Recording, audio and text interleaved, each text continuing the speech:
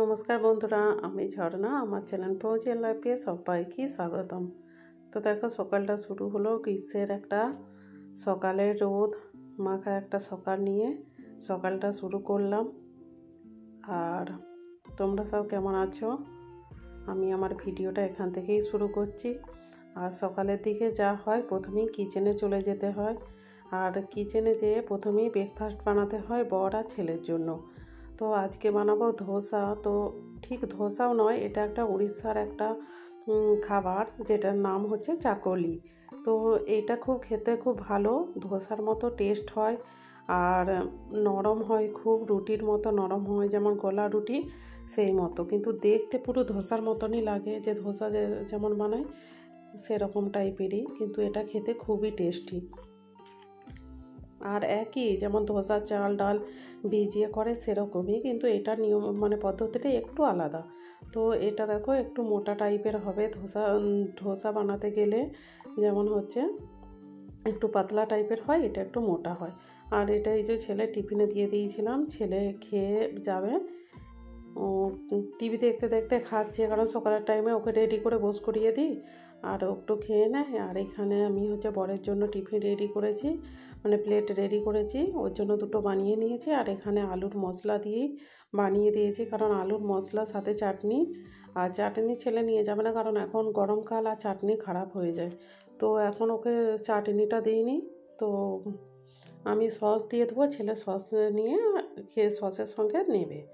আর দেখো, ঘরের সামনে বাইরের দিকে খুব সুন্দর পুদিনা পাতাগুলো হয়েছে। আজ প্রত্যেকটা দিন জল দিয়ে দিয়ে একদম সবুজে ভরে গেছে।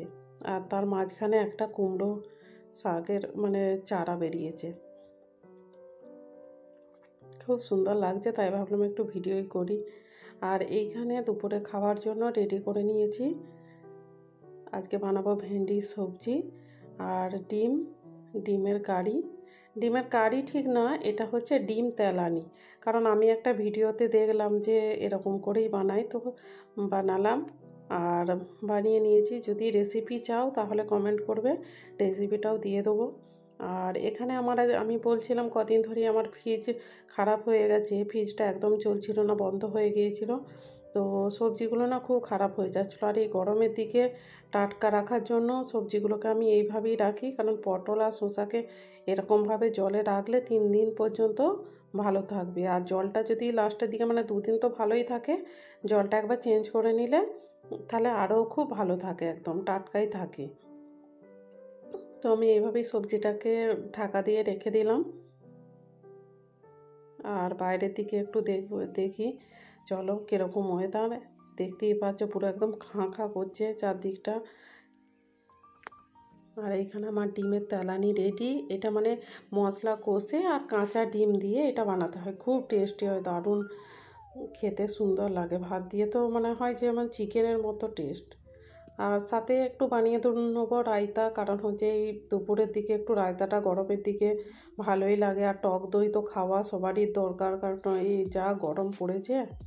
তো ভাবলাম একটু রায়তা বানিয়ে নেবো। তো রায়তা বানানোর জন্য আমি এখানে দই নিয়ে নিয়েছি, প্যাকেট দই। এই দইটার প্যাকেট হচ্ছে 30 টাকা করে।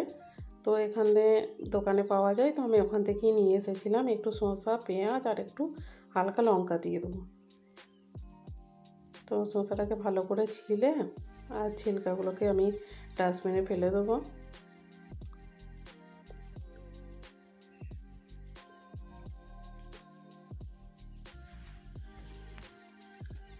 একদম ছোট ছোট করে পেঁয়াজগুলোকে কেটে নিতে হবে, যতটা ছোট করা যায় ততটাই।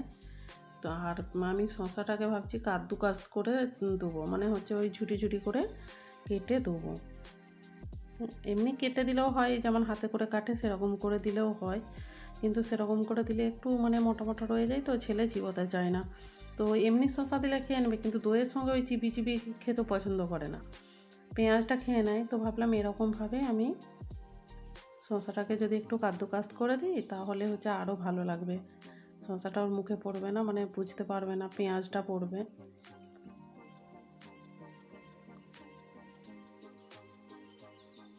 আর এখানে একটু বিট নুন আর একটু ভাজা জিরেকে আমি দিয়ে দেবো। আর এই ভাজা জিরেটা দিলে তো আরও টেস্ট হয়। মানে বলে না 4 চাঁদ লেগে যায়, এই রায়তাতে যদি ভাজা জিরে দেওয়া হয় তাহলে তো 4 চাঁদ লেগে যায়। চলো, রেডি হয়ে গেছে থালি। আর ভিডিওটা কেমন লাগলো জানাবে, শেয়ার করে দেবে, আর ভালো লাগলে সাবস্ক্রাইব করে দেবে, পাশে থাকবে। নমস্কার।